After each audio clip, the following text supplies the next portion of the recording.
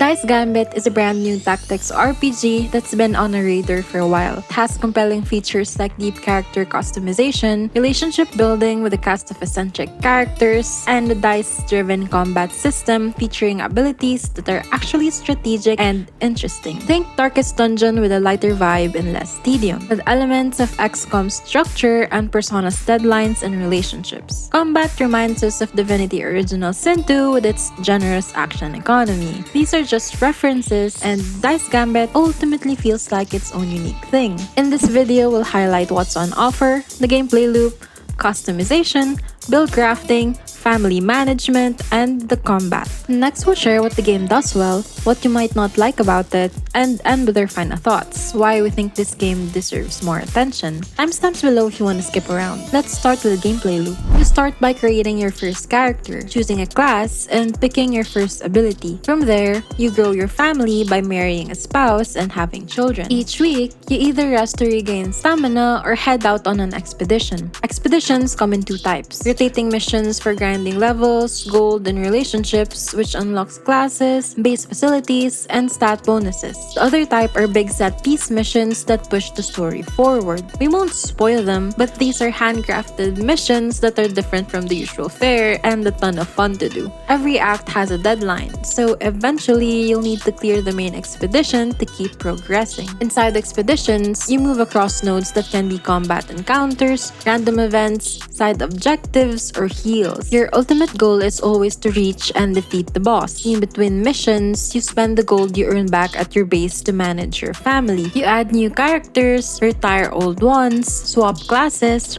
recover health or stamina, or even level them up. Every so often, character events will also pop up. These are often funny little side stories where you interact with characters through text prompts. These serve as good breaks from the core loop and had us excited to see what antics the characters will pull next. Now that you've got an idea of the general loop, let's take a look at the systems Dice Gambit has. First up, character customization. This is one of the game's strongest points that players are really into. The 2D art style is striking, and customization really leans into that. You can customize body type and clothing, all the little details of the face, front and back hair, personality, voice, and even the entire look of your dice. You get a lot of control over the colors as well, and yes, you can customize every member of your family if you want. A testament to the game's visual design is how good the character looks when you randomize them. Their souls are quite different, and they range from looking decent to great. You can't really go wrong here. Moving over to the actual build customization, there's a slew of design elements at play. Each unit has 9 different stats. There's the usual ones: health, initiative, critical chance, movement range, evasion, and attack power. But also unique ones like dice power, how many dice you roll per turn,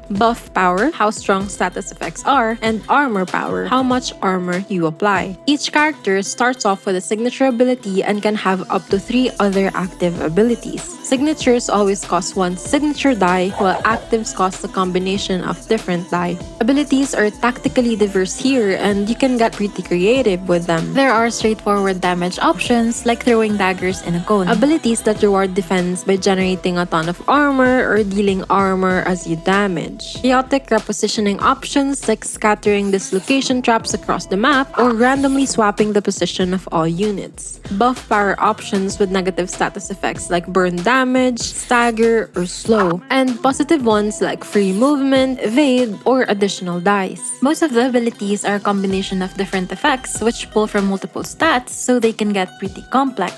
Predator, for example, fears all enemies within 3 tiles, causing them to flee. Then you dash to a feared enemy to deal damage and gain armor multiplied by the number of enemies feared. That's repositioning, damage, and defense all in a single move. These scale according to your buff power, armor power, and attack power. It's the kind of design that leads you to clever, satisfying combos. Passives push this even further. Stacking these almost feels like you're playing a roguelite with how overpowered you can get. Some fun ones are Onslaught, which gives you 3 extra attack dice whenever you deal 300 damage, potentially leading to an almost infinite number of dice. Panic Key, which teleports an ally to safety when they're about to get damage each round, and Broadcasted Retribution, which deals damage to enemies around you equal to half the armor you gain. Dice Gambit has 13 classes available to choose from. You start with Inquisitor and unlock the others as you progress your relations. We're not gonna spoil all of them, but rest assured they all provide their own fun spin on the game. To give you an idea, some early ones are Translocationist, which is all about teleports, Scorcher, which excels at burn damage, and Knife Juggler, which generates a shocking amount of, well, knives.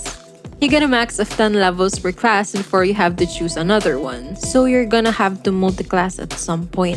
You can freely swap classes wherever you like though, and each level will give you a choice between different stat changes, abilities, or passives. Family management ties progression together. Characters can find suitors to marry or incubate a child with their spouse. Functionally, they're different and yield different units. Stronger characters attract better suitors with higher stats.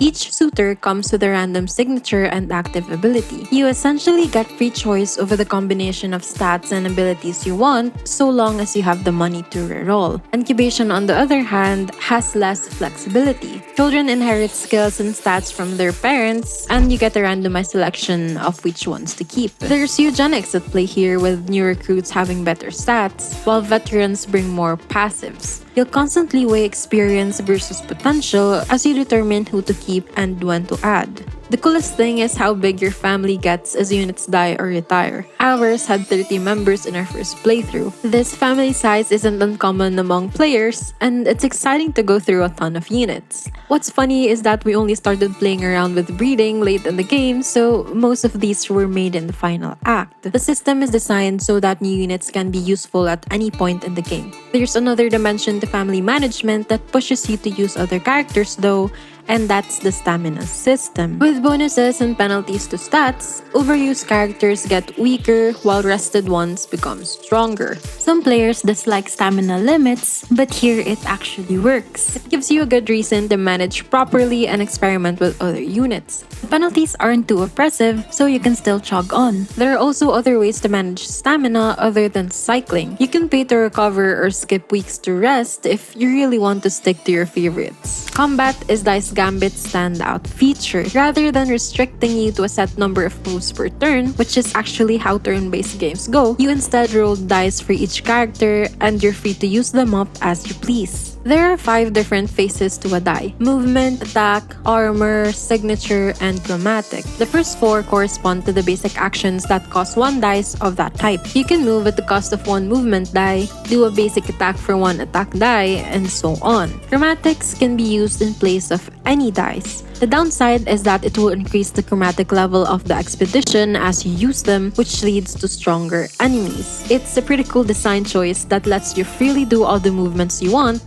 as long as you can deal with increasingly stronger enemies. The beauty of the system is freedom. A single character can make 5 to 6 moves with just basic actions or chain together abilities for some wild plays. This makes combat feel faster, less restrictive, and more dynamic than most turn-based games. We found the experience almost meditative with how much you're thinking and doing on your turns. Enemy variety is serviceable. About a dozen basic enemy types. It's not great, but it is enough. Each distinct with new ones introduced every act. The novelty and challenge is in the combination of different enemies in an encounter, along with the modifiers introduced later in the game. Encounters also stay fresh thanks to the map variety. Narrow corridors, teleporters, conveyor belts, and destructibles all play into your tactics. Side missions break things up with alternate objectives, like protecting an NPC, capturing a target, or racing another unit to see which can rack up more kills. It's a good variety that helps break the pace and lets different teams shine. Having a team that excels at shielding or movement makes a big difference in these side objectives. Difficulty-wise, it's harder than the art style suggests, but patches have smoothed things out. We think the game is in a good spot here. It's not brain-dead easy, while not being absolutely dreadful to go through. It's also customizable. You have free choice over the modifiers when starting a campaign. You can make any minute aspect easier or harder add variety to the classes, and a lot of options that drastically alter the game for a different experience on repeat playthroughs. The full campaign is meant to take 20 to 30 hours, and that's on par with our experience. It's a good length for such a small team, and it works in the game's favor. There's little to no low moments here. Unlike many RPGs, the game doesn't sag near the end. If anything, it gets more fun. Dice Gambit is designed to be replayable, and we're happy to report that they did succeed. If you're enjoying this breakdown so far, consider hitting like and subscribe. We cover gems like this all the time. So, what does Dice Gambit get right? An easy one to gush about is the vibe. The art, humor, and music give it a unique identity. The soundtrack mixes traditional Portuguese Fado with modern urban music. The result is something that the game can truly call its own. Paulo Cunha did such a good job here that you should give the music a try even if you don't play. We'll link it down in the description below. Dialogue is playful and comedic without being too cheesy. We genuinely enjoyed the humor and it had us smiling and laughing throughout. The writing has that slice of life anime energy. It's also genuine and authentic enough that you know that the team was having fun when they were writing it. This is one of the few titles that has soul, and you can feel it in the whole package, from the neo-renaissance Italian aesthetic to the antics you get up in the story. You can just tell they put themselves into their work and they genuinely hope that players have a good experience. Progression feels great. Every level up is satisfying, and everything you unlock has impact. New classes add real variety. You never really plateau in power here, and your characters get as broken as you can make them. Another strong point is accessibility. Systems are easy to grasp.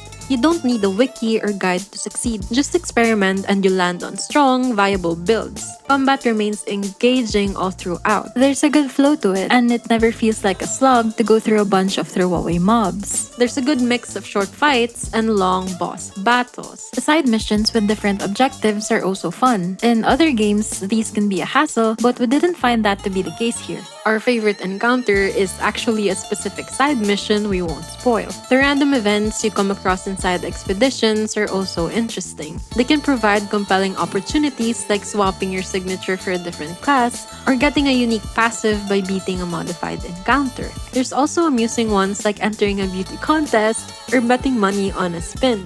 The best part about the game is how easy it is to get into. There's little friction in the gameplay, and it's easy to lose hours without realizing. You can play with just your mouse, so while it's engaging, it's not exhausting. It has that same binge quality as Slay the Spire or Balatro. Now, while there's a lot to love about Dice Gambit, there are also things it falls short on. Here are some things that might make you shy away from this. First up, bugs. As with any game with a very small team behind it, there can be a lot of bugs that creep up. We ourselves haven't encountered anything game-breaking that hasn't already been fixed yet, but we've seen other people deal with real issues. Things like expeditions not appearing, soft locks when abilities are used, and untargetable enemies. Fortunately, no one seems to have too many problems. Recent negative reviews on Steam don't mention bugs, and the devs seem to be working hard on this as there's already been 10 patches, all with bug fixes in a span of weeks. Dice Gambit doesn't have the best user experience and UI. There are minor things that we can expect to be fixed over time, like a slew of typos and missing tooltips. But the bigger overhaul with the look and behavior of the UI is probably out of the window. Minor gripes like how pop-up tooltips are too big and get in the way, or the lack of dynamic text to signify values affected by your stats, can hurt the smoothness of the experience and signal a lack of polish. RNG is present in almost all dimensions. Dice rolls, level up rewards, signatures, expedition nodes. It's everywhere. Fun for us, but not for everyone. If you get frustrated by RNG rather than excited about it, this might be a bad fit. The deadlines for act completion is another major point of frustration for some. You get something like 6 weeks per act, and with 3 acts, you're looking at 18 or so expeditions for the entire game. That's not a lot. We don't have strong feelings on these either way, but we do understand how it can make the game feel restrictive. It is an odd design decision to restrict how much someone can play your game in hindsight.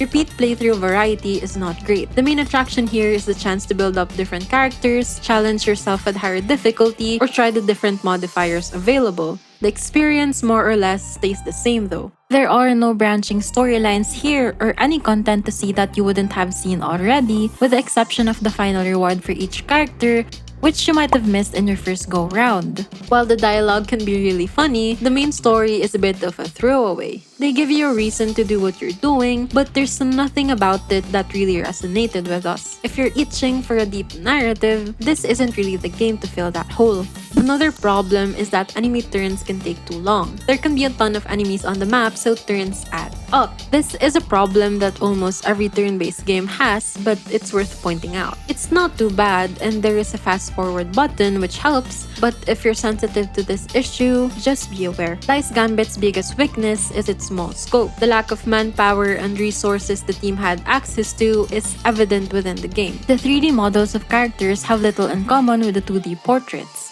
and the number of models is very limited. Personality and dialogue choices do not affect gameplay. There are only a handful of maps and enemy units. You'll have seen all of the playable maps by the first half of the game. You fight early game enemies even in the late game. There's no big evolution to the gameplay outside of new classes and a lack of thinking, what's next? What else is the game going to throw at me outside of the handcrafted final expedition of each act? To be clear, the game doesn't feel incomplete and we were definitely satisfied with our playthroughs. But it's a game that would have benefited from having more of it, and what's here may not be enough for you. There is leftover potential that was never fully realized, but maybe that's true for any game. None of these ruin the experience, but they might matter depending on what you value. Now for our final thoughts. This game deserves more attention.